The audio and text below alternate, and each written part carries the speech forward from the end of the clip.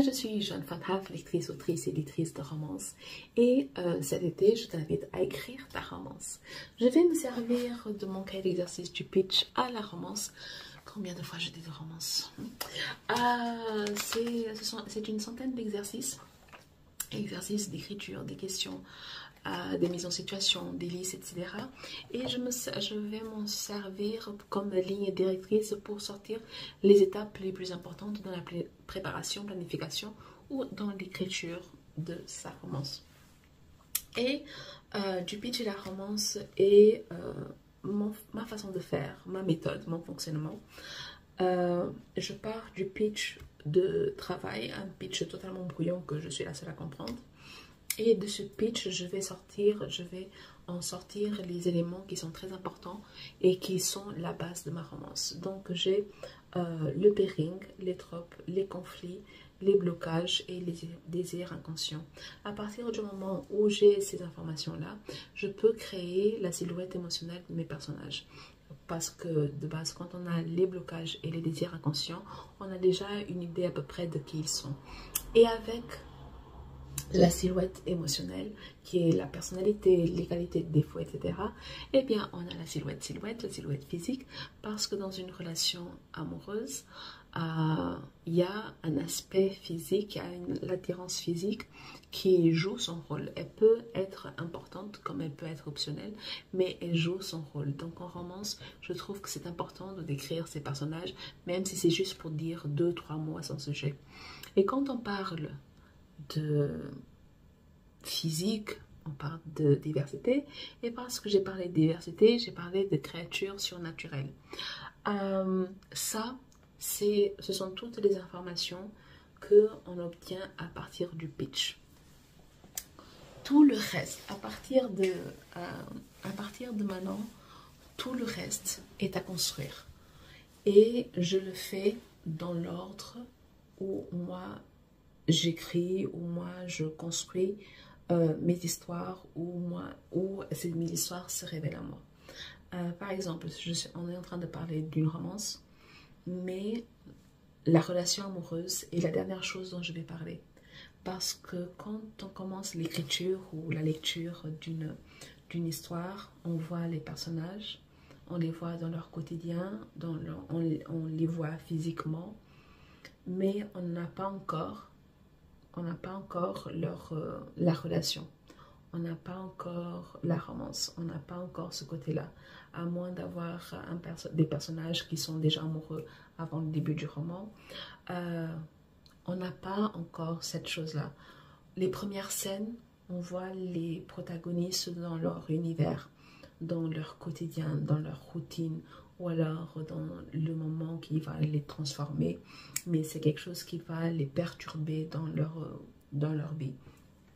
Et du coup, après tout ce qu'on apprend du pitch, la première chose à laquelle je vais m'intéresser en dehors du pitch, c'est le décor.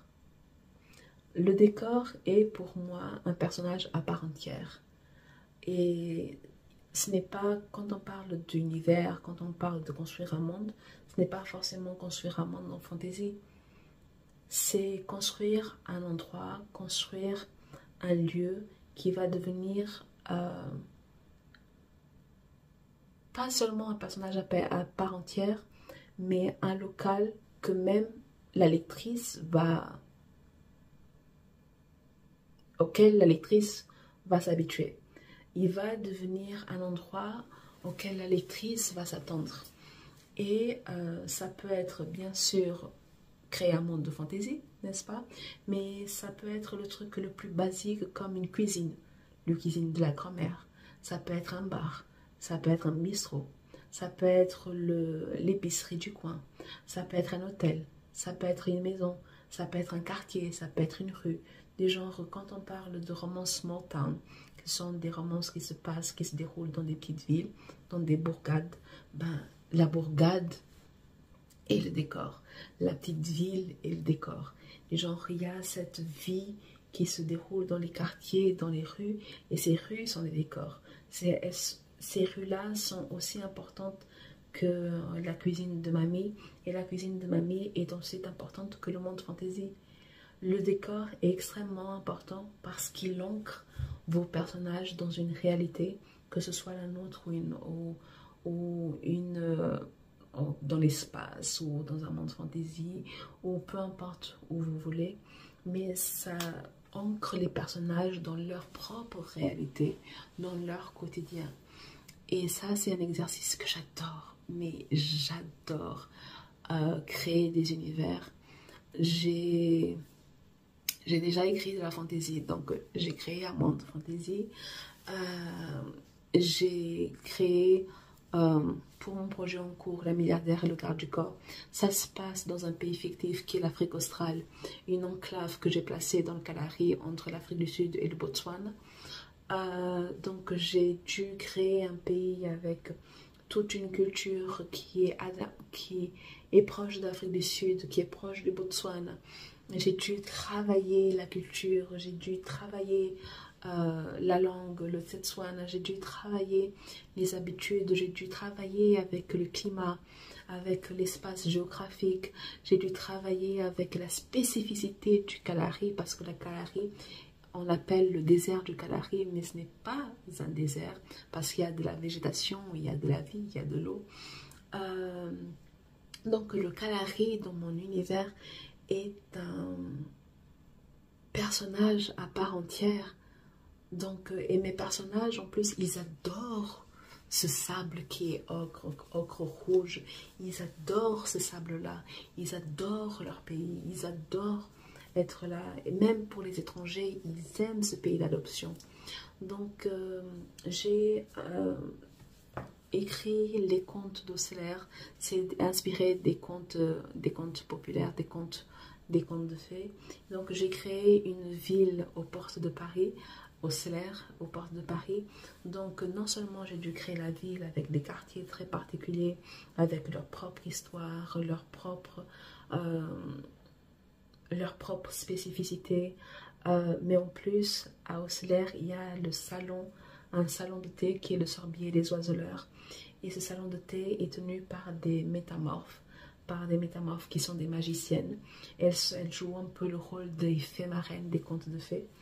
Et une des choses qui me fait le plus plaisir dans les retours de lectrices, c'est quand elles disent « Ah, mais qu'est-ce que j'adorerais avoir un Sorbier des Oiseleurs à côté de chez moi. J'y passerai toute ma journée, j'y passerai tous les jours, etc. » Donc à partir du moment où on a des lectrices qui disent « Qu'est-ce que j'adorerais être à cet endroit-là, qu'est-ce que j'y serais bien, qu'est-ce que j'ai envie d'en avoir, etc. » Ou alors pour revenir à l'Afrique australe, donc un pays qui n'existe pas du tout, mais qui est inspiré de l'Afrique du Sud, du Botswana, qui est inspiré de la Namibie, de l'Angola, mon pays natal. Donc c'est un pays qui est vraiment ancré dans la région, qui est vraiment ancré dans la réalité africaine, avec le côté cosmopolite qui vient pour les personnages qui viennent d'Occident.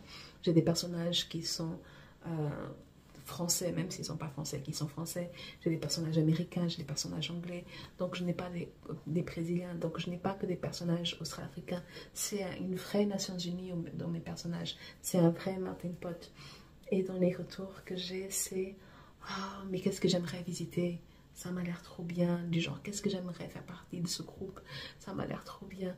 Donc, le décor est important. Il fait partie de l'histoire qu'on est en train de raconter. Et il fait partie de...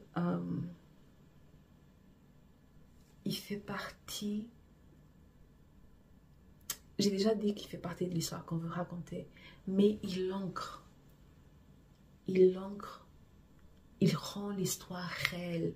Et genre, quand on parle des odeurs de pâtisserie, de la cuisine de mamie, ou de la rue, parce que dans la rue, il y a une boulangerie, ou parce qu'il y a une pizzeria, parce que quelque chose du genre, quand on parle des habitudes de quartier, des habitudes de rue, on a l'impression d'y être. Ou alors, non seulement on s'imagine y être, ou alors on pense à des endroits qui nous le font rappeler.